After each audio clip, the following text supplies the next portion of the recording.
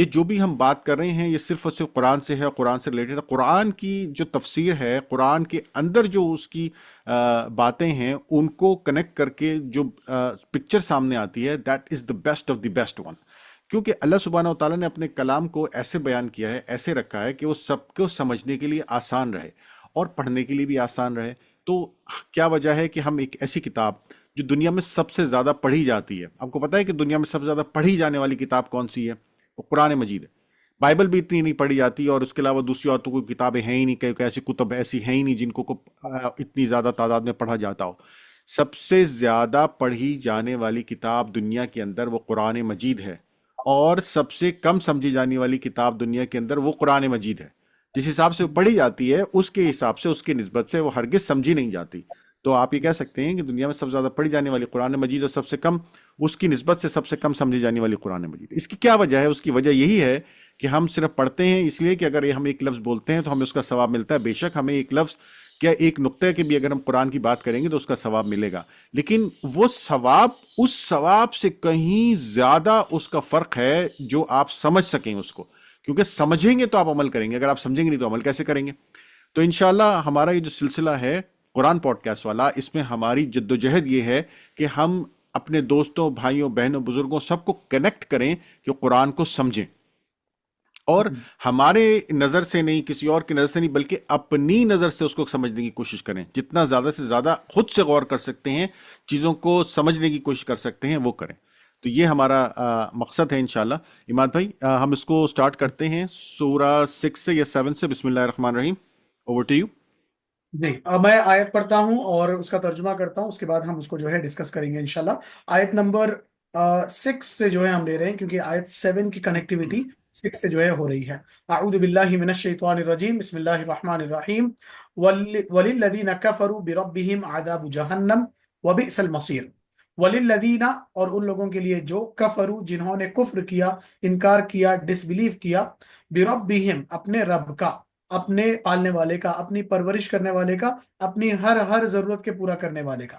عذاب جہنم، ان کے لیے کیا ہے؟ جہنم والا عذاب ہے۔ وبئس المصیر، اور وہ بہت ہی برا جو ہے ٹھکانہ ہے۔ اذا القوا فیہا سمعوا لہا شہیقا وہی تفور، جب اس میں یہ ڈالے جائیں گے تو اس کے بڑے زور سے آواز سنیں گے، تو اس کی بڑی زور سے جو ہے آواز سنیں گے، اور وہ جوش مار رہی ہوگی۔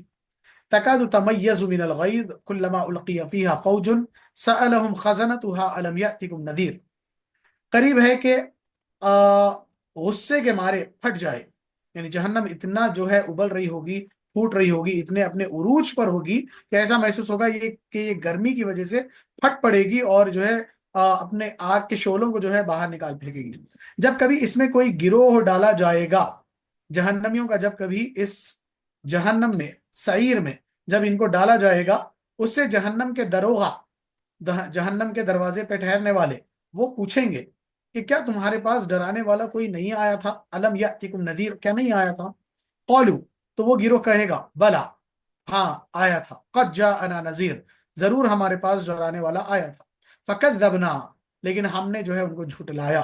وقلنا، اور ہم نے کہا ما نزل اللہ من شیء، اللہ نے کوئی چیز جو ہے نازل نہیں کی ہے۔ ان انتم الا فی ضلال کبیر، یہ کچھ نہیں ہے مگر تمہیں کھلی گمراہی میں پڑے ہوئے ہو۔ یہ سارا کچھ یہ کہہ رہے ہیں اس پیغمبر سے جو پیغمبر ان کے پاس آئے تھے اللہ کا کلام لے کر، اللہ کی جو ہے بشارتیں اور اللہ کے جو ہے نذیر، بشیر اور نذیر بن کر، خوشخبریاں سنانے والے بن کر اور ڈرانے والے بن کر، اس کو ان لوگوں نے جھٹلایا۔ وقالوا لو كنا نسمع او نعقل ما كنا في اصحاب السعير، اب یہ جہنم میں رہ کر کہتے ہیں وقالوا، اور کہیں گے کہ اگر ہم سنتے یا عقل رکھتے تو دوزخیوں میں شریک نہ ہوتے۔ تو یہ ایک کمپلیٹ پیسج جو ہے ہمارا پورا ہوا، جس کے اندر دو تین باتیں اللہ تبارک و تعالیٰ نے کہی۔ نمبر 1 یہ کہ جہنم میں کون ڈالے جائیں گے، نمبر 2 جب یہ جہنم میں ڈالے جائیں گے تو پھر جہنم کا جو دروغہ ہے وہ ان سے کیا پوچھے گا، اور یہ کیا جو ہے جواب دیں گے۔ ہارون بھائی، آپ اس کے اوپر اپنے کوئک جو ہے انپٹس آپ شیئر کریے گا، اس کے بعد اس کو تھوڑا اور جو ہے تفصیل سے دیکھتے ہیں کہ ریگریٹ انسان کو کس طرح جو ہے اس دنیا میں ہی کرنا چاہیے یا مرنے کے بعد کرنا چاہیے۔ یہ سارا کچھ جو ہے اس کو ہم دیکھیں گے انشاءاللہ۔ جی اماد بھائی، جزاک اللہ خیر۔ بسم اللہ الرحمن الرحیم۔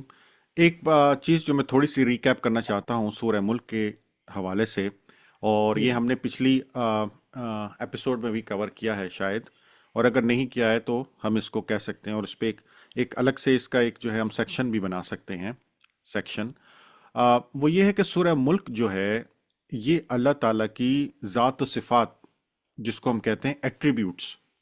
ایٹریبیوٹس کیا ہوتے ہیں اللہ سبحانہ و تعالیٰ کے، کہ جن چیزوں کے بارے میں ہم یہ کہتے ہیں کہ یہ وہ خاصیت ہے، یا یہ وہ ایٹریبیوٹ، یعنی کہ اس کی اللہ سبحانہ و تعالیٰ کی طاقت ہے، یا اس کی ایک خاص جو ہے اس کی صلاحیت ہے جو اللہ سبحانہ و تعالیٰ سے یعنی کہ کنیکٹڈ ہے، یا اس سے اس کو ہم کہتے ہیں کہ یہ صرف اللہ کی ایک خاصیت ہے. تو سورہ ملک جو ہے یہ اللہ کی ذات و صفات، یعنی کہ اس کی اپنی ذات کے بارے میں جو اس کی صفات ہیں ان سے ریلیٹڈ ہے، جس میں سب سے بڑی صفت اللہ سبحانہ و تعالیٰ کی ہے کہ وہ ایک ہے، یا واحد ہے، یا اس جیسا کوئی نہیں ہے.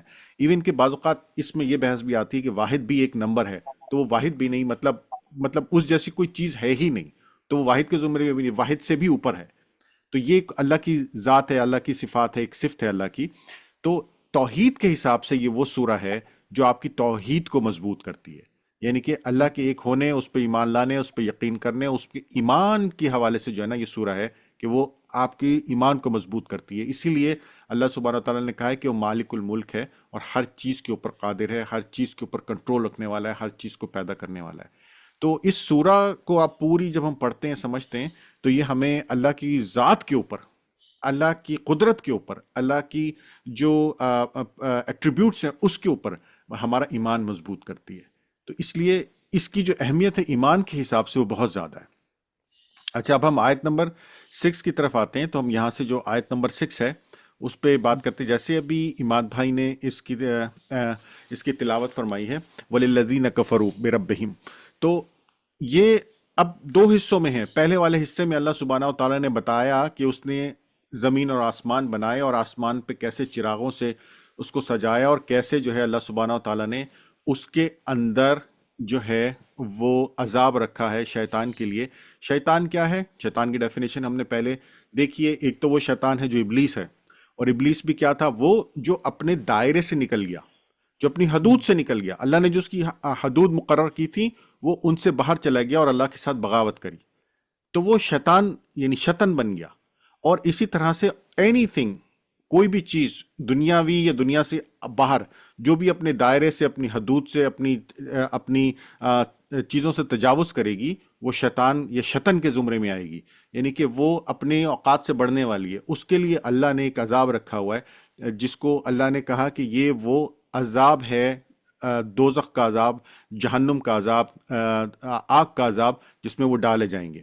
تو اوپر والے جو سیکشن ہے اس کو اللہ نے نیچے سے کنیکٹ کیا ہے اور کہا ہے کہ وہ لوگ جو اپنے رب کی، یعنی کہ جن لوگوں نے اپنے رب کے پیغام کو یا اپنے رب کو یا اللہ سبحانہ تعالیٰ نے جب کبھی ان کے لیے کوئی میسج بھیجا اس کو رد کیا، اس کے لیے بہت ہی بڑا ٹھکانہ ہے، اور وہ عذاب ہے. اور وہ کیا ہے؟ وہ دوزخ والا عذاب ہے. تو اس میں پوری جو ہم آیات پڑھتے ہیں نا، اذا القوا فیہا سمعوا لہا شہیقا وہی تفور، کہ وہ اس کے اندر جوش کھا رہی ہوگی، وہ جو کیا کہتے ہیں، آگ ایسی اتنی شدت سے بڑھ رہی ہوگی. تو یہ پورا ویسے ہی اوپر جیسے اللہ نے بتایا کہ اس نے وہ چیزیں بنائی ہیں جن کو آپ ابھی دیکھ سکتے ہیں، آسمان کو، سیاروں کو، سیارچوں کو، آبشاب ثاقب کو، ایسٹرائڈس کو ابھی دیکھ سکتے ہیں.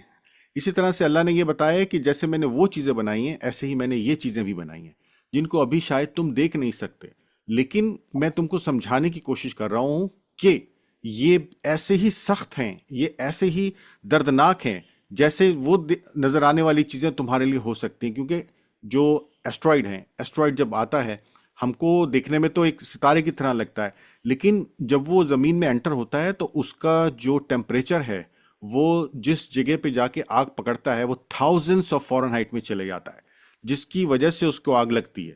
اگر ہم اس کو ایگزیکٹلی دیکھیں تو وہ انتہائی سخت قسم کا جلتا ہوا انگارہ بن جاتا ہے. اب آج سائنس اس بات کو پروف کر رہی ہے کہ وہ ایک انتہائی شدید جلتا ہوا انگارہ ہے، لیکن اس وقت شاید سائنس نے اتنا پروف نہیں کیا ہو، لیکن دیکھنے والی آنکھ تو دیکھتی تھی کہ وہ ایک انگارے کی طرح سے، ایک جو ہے وہ شعلے کی طرح سے چلتا ہوا آ رہا ہے. تو اللہ تعالیٰ یہی بتا رہے ہیں کہ جیسے اس شعلے کو تم دیکھ سکتے ہو، جیسے تم اس کو جو تمہیں نظر آ رہا ہے اس کو سمجھ رہے ہو جو تمہارے سامنے، اسی طرح سے یہ وہ چیز ہے جس کے بارے میں تمہیں بتا رہا ہوں جو تم نے ابھی دیکھی نہیں ہے، لیکن یہ حقیقی اتنی ہی حقیقی ہے جتنی حقیقی وہ ہے جو اس کو تم دیکھ رہے ہو۔